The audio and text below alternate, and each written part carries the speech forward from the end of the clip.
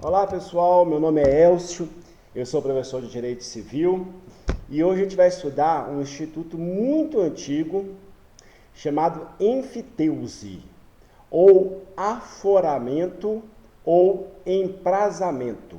São sinônimos, enfiteuse, aforamento ou emprazamento. Quando você for estudar esse instituto hoje aqui comigo, talvez você não entenda, não faz sentido nesse século o Instituto da Enfiteuse. Mas é um instituto histórico que continua muito importante, que ainda existe aos milhares no Brasil, que já fez sentido no Brasil colônia, já fez sentido há 300, 400 anos. Né? Hoje realmente não se constituem novas enfiteuses, até porque é proibido. Mas em determinada época do Brasil, em 1500, 1600, 1700, 1800, né, fez muito sentido, foram constituídas milhares e milhares de enfiteuses no Brasil. Razão pela qual é importante você saber o que é enfiteuse. As enfiteuses continuam a gerando lides, a processos perante o Poder Judiciário que devem ser resolvidos. Então existe importância prática, além, obviamente, de uma importância teórica, na enfiteuse. Continua caindo em concursos públicos. Num dos últimos concursos de juiz federal do TRF da 2ª Região caiu a enfiteuse, então é importante que você saiba a enfiteuse. O que é enfiteuse? Qual a natureza jurídica da enfiteuse? Enfiteuse é um direito real sobre coisa alheia de gozo. Um direito real sobre coisa alheia de gozo. Ou um direito real sobre coisa alheia de fruição. Sabemos que gozar e fruir são sinônimos. Se é um direito real sobre coisa alheia, obrigatoriamente nós teremos sobre um imóvel dois titulares: o proprietário e o enfiteuta. O enfiteuta é o titular do direito real chamado enfiteuse, mas ele não é proprietário. O proprietário é outra pessoa, também chamado de senhorio. Por isso que o enfiteuta tem um direito real sobre coisa que pertence a outrem. O direito real sobre coisa de outra pessoa. Direito real sobre coisa alheia. Por isso que a enfiteuse é um direito real sobre coisa alheia. E o enfiteuta que vai usar e gozar do imóvel. O enfiteuta que tem o direito de uso e o direito de percepção dos frutos do imóvel. Por isso que o enfiteuta é titular de um direito real sobre coisa alheia. Então, como eu já disse, repito, os dois direitos reais, os dois principais direitos do enfiteuta são usar e gozar, o ius tendi e ius fruendi. E ele tem uma grande vantagem.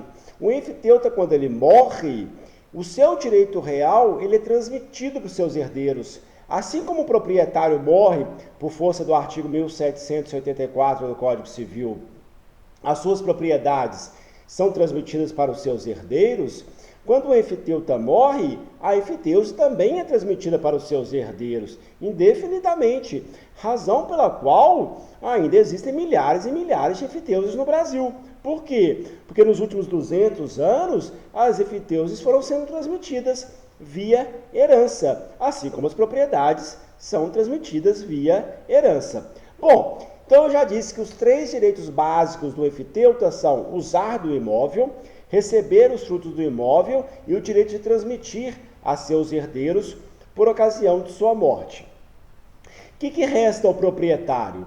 O proprietário, em princípio, ele não é um sujeito feliz, porque ele recebe basicamente dois bônus. O primeiro é chamado de foro, ou cânon, ou pensão anual.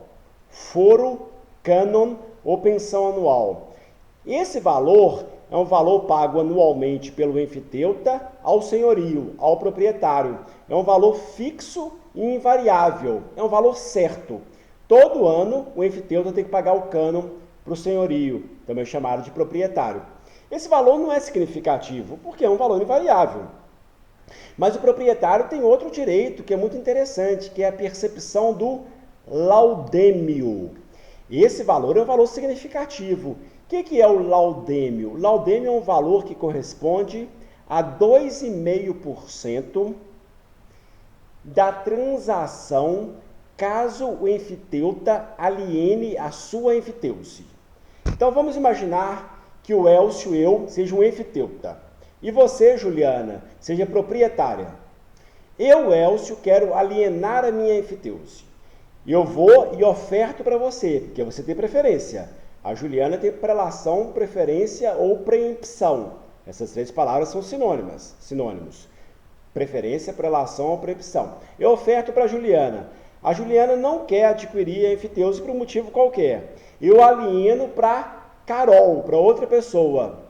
Alieno por R$1 milhão. R$25.000 eu tenho que pagar para a proprietária. Esse é o laudêmio. O laudêmio é 2,5% do valor da transação quando o enfiteuta aliena a sua enfiteuse.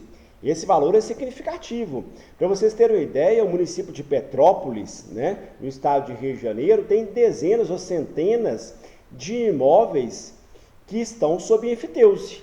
Quem que é o proprietário? Boa parte dos proprietários dos imóveis lá em Petrópolis, no Rio de Janeiro, são os herdeiros da família real, os Orleans e Bragança.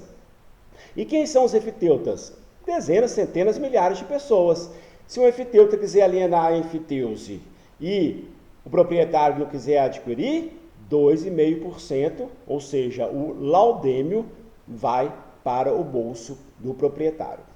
Lembra que eu disse, e repito agora, que todo ano o enfiteuta tem que pagar o cânon para o proprietário?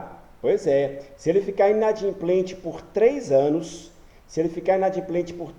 consecutivos, ocorre a pena de comisso. O que é o comisso? É uma sanção, é uma punição que acarreta a perda da enfiteuse. Portanto, se o enfiteuta for muito bobo, porque o enfiteuta é um sujeito muito feliz, mas se ele for muito bobo e não pagar, por um motivo qualquer, o cânon por 3 anos para o senhorio, ele perde a enfiteuse dele. Sofre o que chamamos de pena de comisso. Como é que se extingue a enfiteuse? Se extingue de algumas formas. Primeiro, o prédio, o imóvel se deteriorando. Terra nua não se deteriora, né? Difícil uma terra nua deteriorar, tem que ser uma erosão, algo assim muito sério, né? Pode deteriorar uma casa, um edifício, se desmoronar, né? Então, é possível, mas é raro.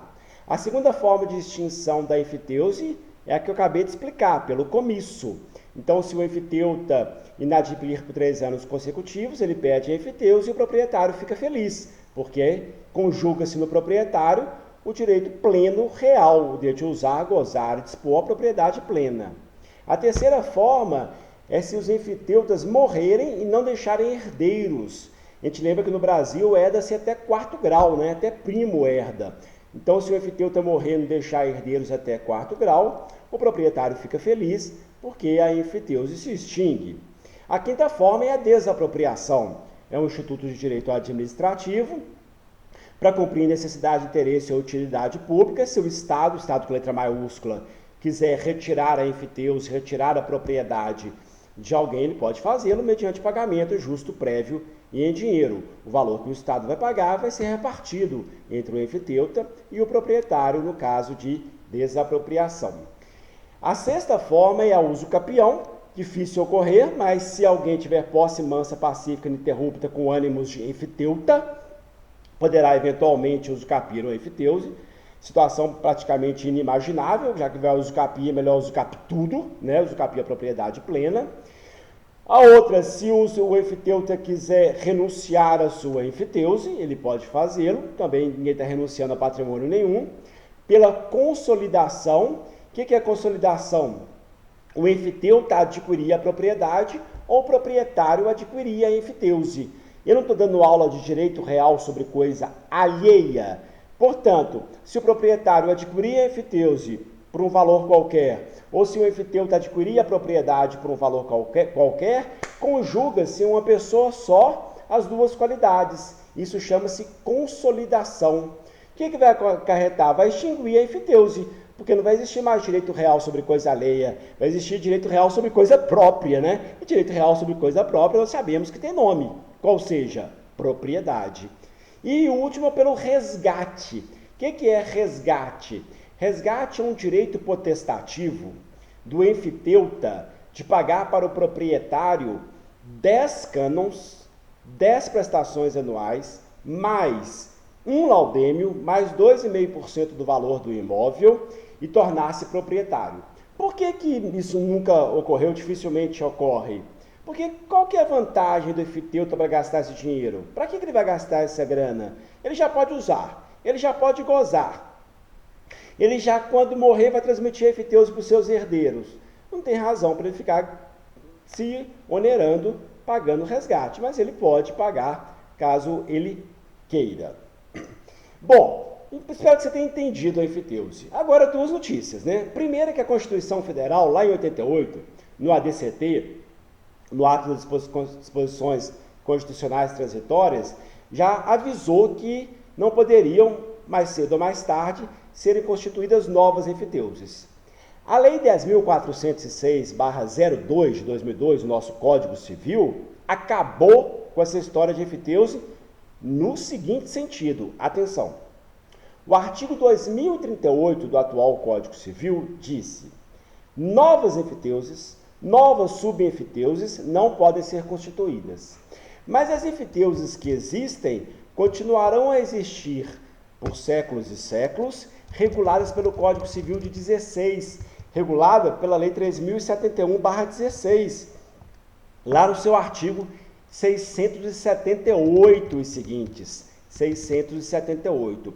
Portanto, as enfiteuses que existem hoje são reguladas pelo Código Civil de 1916. Existe uma remissão no Código Civil atual, lá no artigo 2038, que fala, enfiteuses continuam a existir e existirão por muitos e muitos anos, né?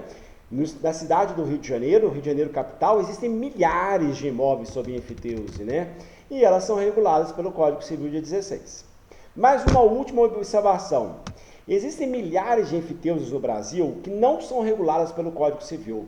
São enfiteuses de direito público, são enfiteuses de direito administrativo, onde o proprietário é o Estado com letra maiúscula, normalmente a União. E os enfiteutas são várias pessoas particulares.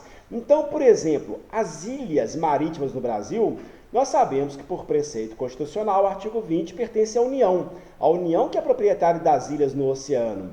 Mas nós sabemos que na cidade de Angra dos Reis, por exemplo, e de resto, boa parte do Brasil, existem pessoas que usam e gozam de suas ilhas com absoluta preferência, com absoluta plenitude.